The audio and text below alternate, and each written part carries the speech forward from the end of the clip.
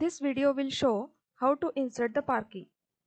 Follow the below steps to insert the parking in PreDCR.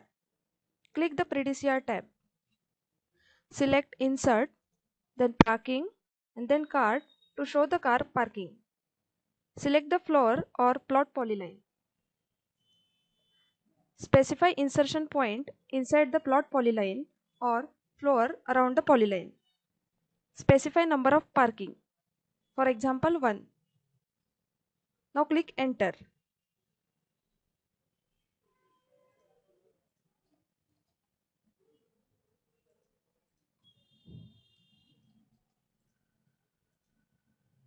Follow the similar procedure to draw the other parking, such as two-wheeler visitors parking.